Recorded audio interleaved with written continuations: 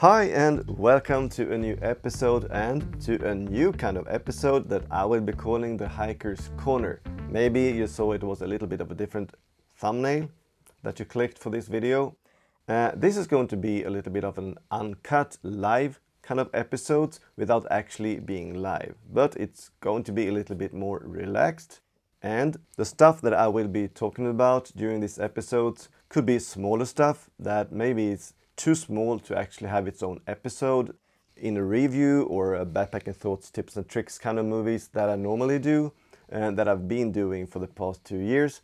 I will still do those videos like every week or every second week. These episodes, the Hiker's Corner, is going to be divided into 2 different categories. The first one will be the Q&A, the questions and answers, and that is a chance for you to get to know me better and for me to get to know you better. So I think that's a good idea. And you can ask me questions about this channel, about hiking in general, and you can also ask personal related questions. You can ask them in English, you can ask them in Swedish, it doesn't matter, and you put them down in the comments in this episode and I will answer them during the next episode. For this episode, I got the questions from the community tab. I did a post there 2 days ago, so the questions answered here today will be from that one. The second part of this episode is going to be like a topic of the day or the topic of the month, and a topic that I find in between the episodes that I find interesting to talk about, or it could also be a topic that you suggest. And the way to do it is, of course, just by leaving a comment. The topics could be big, the topics could be small, it doesn't matter, as long as it is hiking related. Okay? Now let's start up this first episode and go directly into the Q&A. The questions, like I said, comes from the community tab, and the first one out to ask me a question was Jeff Lovrenovich, I think. Sorry for the pronunciation. The question is, what is your typical mileage distance for my trips? Normally, it depends, of course, where you're hiking, but we usually end up around 20 kilometers to 28, 30 kilometers. Sometimes depends on the how the trail looks, if it's a lot of ups and downs, a lot of rocks and boulders, you know. But 20 to 28 kilometers, I would say, is pretty normal.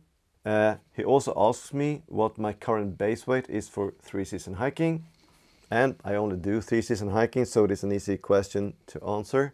I will post the links down to my ladder pack in the description, but the weight, my current weight is 5.43 or 46 kilos, I think.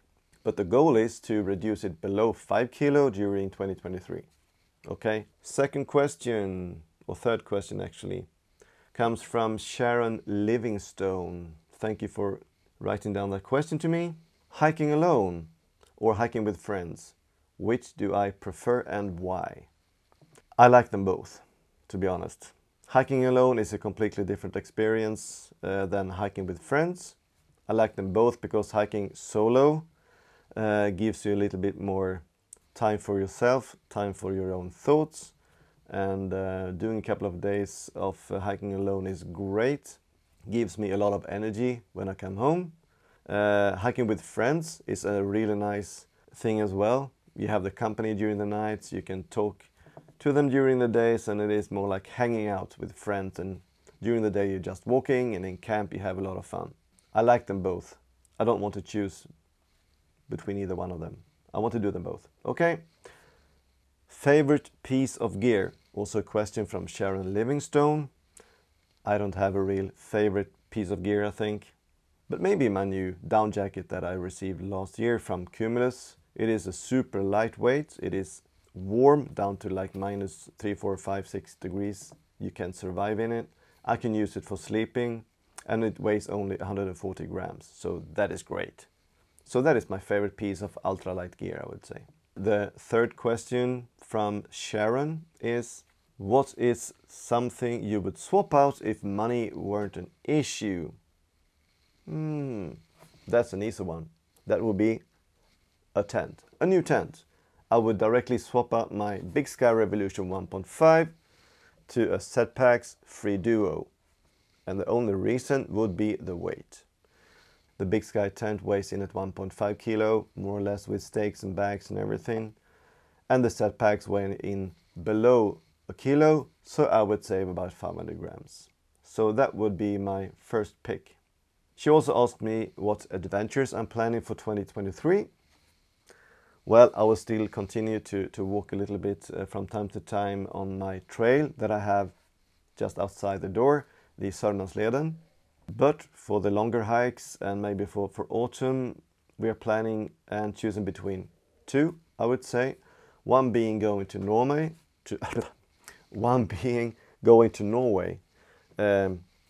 I can't remember the name because it's a difficult name to pronounce.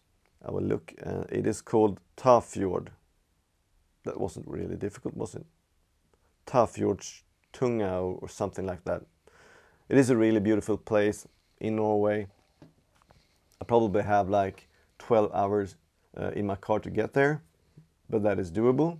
The second thing we are thinking about is hiking up in Piteå, Luleå, on another trail called Solanderleden, I think. Yep, Solanderleden. It's a 220 kilometer trail near to the coast, so it's going to be more like a coast walk, not so much mountains, going to be forests and water everywhere. That's also beautiful. So I'm not sure, I'm choosing between those two. Then we'll see what happens, okay? Another question. Yeah, this is from Christian Fisher. Which tool do you use to plan your route? Well, I use Topo GPS. I can bring it up on my phone to show you. Topo GPS. I guess it looks like any other planning tool that you can use. It's the map, and you can draw lines, and you can connect dots and stuff like that. And I can then also export them into my watch so that I can have directions, warnings if I deviate from the route and stuff like that. That is great. So I use Topo, but there are other good tools as well. The second question would be, will I buy the Ultra Olympus 5 and have I compared it to the Hoka Speed Goats? Well, like if you've seen my videos, you know that I've been having a little bit of a problem with my knees last year. So I will still use my Olympus 4, but if the knees doesn't get any better, I'm also doing a little bit of more exercise at the moment to make my knees stronger.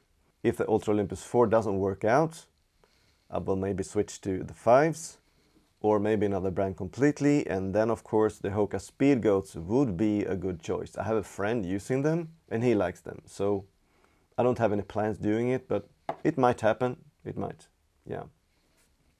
That was the questions, I think. No, I have one more here. Okay. What are the minimalist kits for day hiking where you can't carry a fixed blade and restrictions for campfire? I would say that's a really easy question for me to answer because I don't do day hikes. I know, I've been doing it, yeah, for sure, but I don't like it. For me, hiking, the overnight part is really important for me. That is when I relax, and that's when I become one with nature. You know? No, but you know what I mean. Just going out for a day hike, I could just as well just go out for a walk for a couple of hours. So I don't actually plan or do day hikes. But if I would just use a folding knife, and restrictions for campfires, well, I don't know. I would bring my stove, right? I thought I had another one, also from Christian Fisher, and that is regarding the how I make my episodes, what gear I use, what camera I use, how I edit my videos. Well, I think that is a separate episode, like behind the scenes kind of episode, where I can show you this small little studio set that I have. I can show you the camera gear for those who are interested, and I can tell you what kind of software that I use. So that is, I think I saved that one for a future episode. Yeah, I think I'll do that. So that was the question and answers, the Q&A part of this episode. Let's proceed to the second part. The topic of the month or the topic of the day. And the topic that I've chosen for this episode is the Katadyn BeFree. The small blue filter that everybody knows about. It is a great filter, I love it. And the question is it okay if the filter freezes or not? Well, this has been a big discussion on Facebook in different Facebook groups, and a lot of people have asked Katadyn if it is okay if it freezes. Previously, the recommendation was that you should store it in your sleeping bag during the night if there's a risk of freezing temperatures. And the idea behind that was that the water inside the filter expands when it gets cold, when it freezes, and that would crack the hollow fibers inside the filter. I don't know where I saw it first. I think it was Paul Messner. I guess you know, he's also a YouTuber. But many people have asked the same question, and Katadyn have answered and said it is okay if it freezes. But you only get an answer as good as the question, right? And the question was, if I read it, if the Katadyn BeFree filter gets frozen, will the filter break, or is it nothing to be worried about? And the answer to that question is, thank you for your message. They are polite in a way. The hollow fibers of the BeFree don't mind if the filter freezes. When it's thawed out again, you can continue to use it without any restrictions. However, it should not be used in a frozen state. And that got me thinking, right? It's not to be used in a frozen state. How is that even possible if you have water in it, right? So my thought was that they were only talking about the material itself and that it doesn't get damaged if it gets frozen. So what happens when you have water inside the filter? Or maybe if you leave it in water, like if you have it attached to your bladder, like that, and the whole thing freezes when left out the tent during the night. So, of course, I had to write Katadyn again, or not again, but I had also to write to Katadyn and ask if it is okay if you leave it inside, like the bladder, if you leave it inside a bucket of water or whatever, if it then is okay, and if the hollow fibers will get damaged. And they said it is okay. So the new recommendations would be, it doesn't matter what you do. If it gets frozen, just wait until it's thawed out and you can use it again. And that's great. That's one thing less to be worried about when hiking. So you can leave it outside in the vestibule during the night. You don't need to put a wet filter inside your sleeping bag. That's great to know. But this only applies to the Katadyn. Don't mix it up with the Sawyer Squeeze because that's a completely different construction. There you have the plastic surrounding the hollow fibers. So if you have the Sawyer Squeeze or the micro or whatever filled with water, that would probably crack the complete construction. I haven't asked Sawyer the question, but maybe I should, or maybe you should. If you do, let me know, right? That was the small topic of the day. It was the Q&A, and that means that this is the end, right? I hope that you enjoyed this new kind of episode that I did, and you liked the format. And I just want to remind you that if you have any questions to me that you would like me to answer during one of these episodes, you can just post them down into the comments and I will answer them during the next episode of Hiker's Corner. If you want me to answer them directly, just say so down in the comments and I will write to you instead, right? Thanks for watching. Please subscribe. Please turn on the notifications so you don't miss out on any future episodes. And I will see you next week, right? Thanks for watching. Bye-bye.